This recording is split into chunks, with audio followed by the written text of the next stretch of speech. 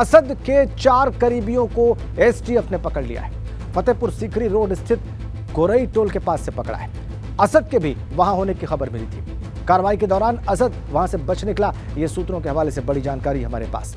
उमेश हत्याकांड से जुड़े ये चारों बताए जाते हैं, लेकिन असद वहां से बच निकला।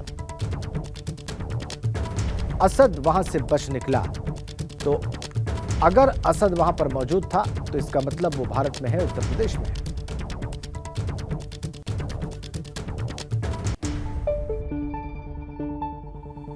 आगरा के फतेहपुर सीकरी इलाके में जांच एजेंसियों ने रेड कंडक्ट की है और असद उनके हाथ से बच निकला है। लगातार जांच एजेंसियां और प्रयागराज की कई सारी टीम और एसटीएफ असद के ठिकानों पर छापेमारी कर रही हैं, लेकिन सूचना ये मिली है कि असद फतेहपुर सीकरी इलाके में छिपा हुआ था, लेकिन जब तक वहां टीम पहुंचती वो वहां से अपना ठिकाना बदल चुका है।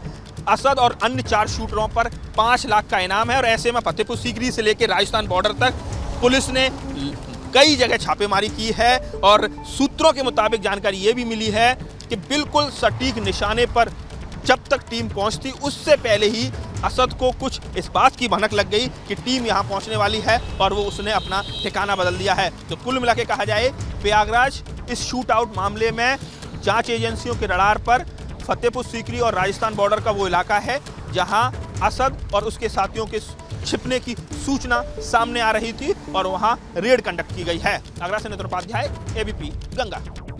इधर उमेश पाल मर्डर केस में एक बार फिर से अतीक के गुर्गों के खिलाफ बुलडोजर कार्रवाई जारी है। आज उमेश पाल हत्याकांड के शूटर गुलाम हसन के घर पर बुलडोजर चल रहा है। पीडीए की टीम प्रयागराज के रसूलाबाद स्थित घर पर कार्रवाई कर रही है और आपको बताएं कि उमेश पाल हत्याकांड के बाद गुलाम फरार है और उसके ऊपर 5 लाख रुपए का इनाम घोषित है। शहर के रसूलाबाद इलाके में गुलाम हसन का मकान था।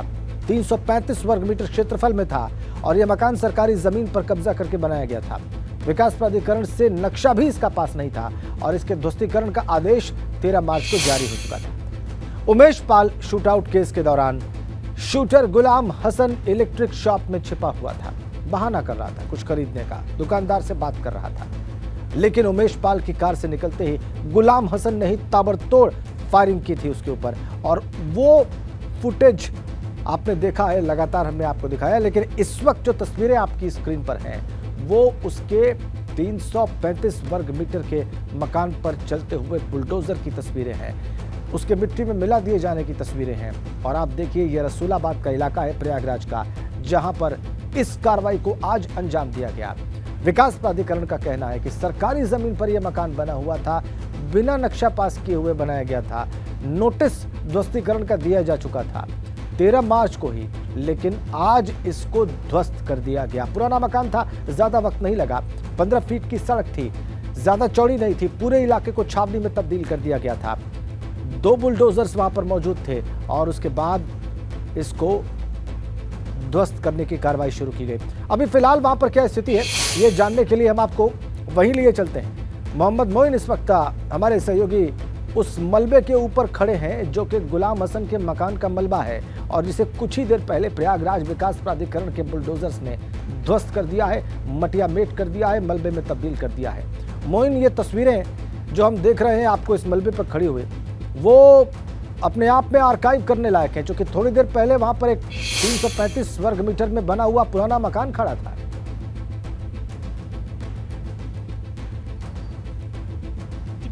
बता दें कि अब से 2 घंटे पहले जब हम आपसे बातचीत कर रहे थे तो यहाँ पर एक मकान हुआ करता था 335 वर्ग मीटर एरिया में। नीचे की तरफ मार्केट थी, 4 दुकानें थी और जिस जगह पर हम खड़े हैं यहाँ से लेकर वो पीछे तक का जो हिस्सा आपको नज़र आ रहा है वहाँ पर गुलाम हसन का मकान था। 335 वर्ग मीटर एरिया में था और यहाँ पर आपको बता दें कि ये शहर का रसूलाबाद इलाका है जहाँ पर 3 बुलडोजरों के जरिए 1.5 घंटे के अंदर इस पूरे मकान को मलबे के ढेर में तब्दील कर दिया गया, मिट्टी में तब्दील कर दिया गया।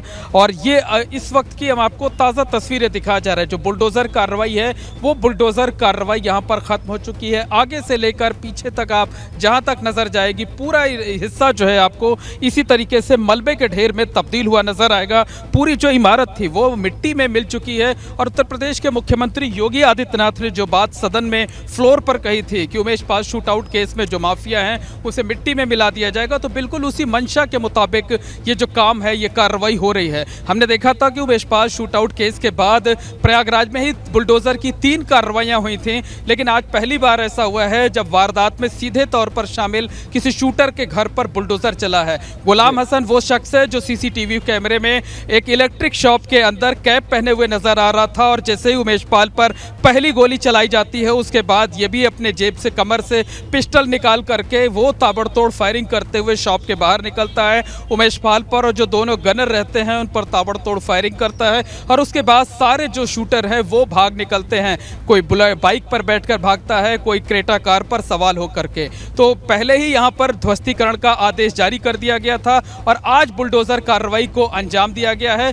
1.5 घंटे में ही ये पूरा का पूरा जो मकान था वो मलबे के ढेर में तब्दील कर दिया गया है, और आप देख सकते हैं कि इस वक्त जो है यहाँ पर बहुत बड़ी तादाद में लोग मौजूद हैं। कोई फोटो खींच रहा है, कोई मकान के साथ सेल्फी ले रहा है। और 2 घंटे पहले हमने जब दोपहर 12 बजे के आसपास आपसे बातचीत कर रहे थे तब हमने दिखाया था कि यहाँ से वहाँ तक एक सकरा रास्ता था और ये पूरा मकान था, लेकिन अब ये मकान मिट्टी में तब्दील हो चुका है। तो प्रयागराज विकास प्राधिकरण नगर निगम ने कार्रवाई की, और आपको बता दें कि ये कार्रवाई यही नहीं रुकने वाली है। जो प्राधिकरण के अधिकारी हैं उन्होंने साफ तौर पर संकेत दिए हैं कि आज शूटर गुलाम के मकान पर बुलडोजर चला है और कल गुड्डू मुस्लिम की बारी है। वो गुड्डू मुस्लिम जो कि पूरी वारदात में लगातार बम फोड़ते हुए नजर आ रहा था, चाहे वह सड़क पर रहा हो, चाहे उमेश पाल की गली रही हो, और चाहे भागते वक्त हमने देखा हो। तो कल भी ये कार्रवाई जारी रहेगी। आज गुलाम का घर गिराया गया है और कल गुड्डू मुस्लिम के घर पर बुलडोजर चलेगा, उसका मकान है, वहां पर बुलडोजर की कार्रवाई की जाएगी, और आने वाले 2-3 दिनों में यह सिलसिला इसी तरीके से आपको देखने को मिल सकता है। राजेंद्र जी, बिल्कुल बिल्कुल बिल्कुल। मोइन, हम देख पा रहे हैं चारों तरफ उस मलबे के लोग इकट्ठे हैं और सबके मन में कौतूहल है, क्योंकि 2 घंटे पहले सच में वहां पर एक लंबा पुराना मकान खड़ा था, अब वो मलबे में तब्दील हो चुका है। आपने इन लोगों से बात की, क्या इन्हें अंदाजा था कि इस घर में एक ऐसा व्यक्ति भी रहता था जिसने ताबड़तोड़ गोलियां बरसाई थी 24 फरवरी की उस शाम को उमेश पाल के ऊपर, उनके 2 गनर्स के ऊपर? क्या इन लोगों को अंदाजा था?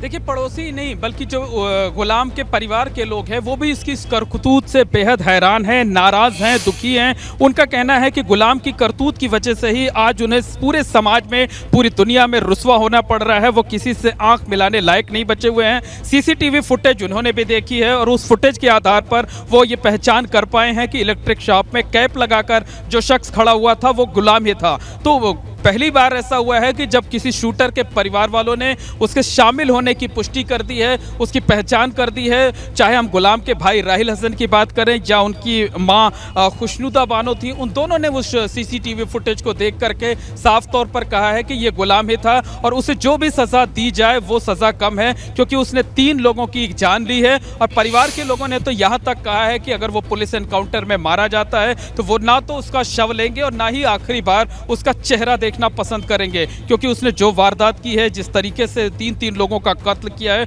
उसकी वजह से वो पूरी दुनिया में कहीं भी मुंह दिखाने लायक नहीं मिले हैं। और यही वजह है कि आज उनका जो आशियाना था, जहां वो जो एक छत थी सिर छिपाने के लिए, उसे भी बुलडोजर के जरिए जमींदोज कर दिया गया है, मिट्टी में मिला दिया गया है। तो परिवार वाले दुखी भी हैं, हैरान भी हैं, नाराज भी हैं गुलाम हसन को लेकर के, और उनका साफ तौर पर कहना है कि अगर उनका बस चलेगा, उन्हें कहीं से कोई सुराग मिलेगा तो वो गुलाम हसन के बारे में पुलिस को फौरन जानकारी देंगे, उसे फौरन पकड़वाएंगे। तो आसपास के भी जो लोग हैं वो हैरान हैं। हालांकि गुलाम हसन पहले भी हत्या की एक वारदात में जेल जा चुका है। एक ठेकेदार चंदन सिंह था, उसकी हत्या में उसे जेल जाना पड़ा था और कई सालों तक वो जेल में रहा था, जेल से बाहर लौट कर आया था। लेकिन लोग ये मान रहे थे कि शायद वो उस केस में फंस गया है और उसके बाद से उसको अपने किए पर पछतावा होगा और वो आगे कुछ नहीं करेगा। लेकिन वो लगातार जो है वो अपराधियों के साथ, बड़े अपराधियों के साथ जुड़ता चला गया और उसने ऐसी सनसनीखेज वारदात को अंजाम दे दिया कि आज उसके साथ खड़े होने को कोई नहीं है और आज उसका मकान भी जो है वो बुलडोजरों के जरिए जमींदोज कर दिया गया है। तो देखिए, ये तमाम, चाहे देखिए आप महिलाएं हों, पुरुष हों, बुजुर्ग हों,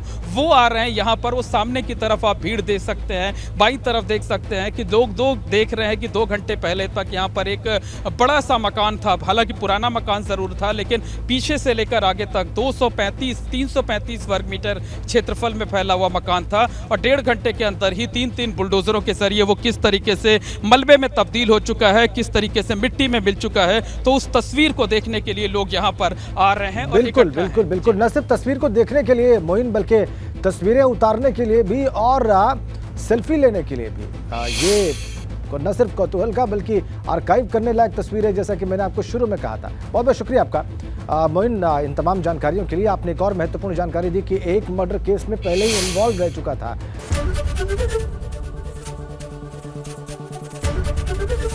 एबीपी गंगा, खबर आपकी, जुबान आपकी।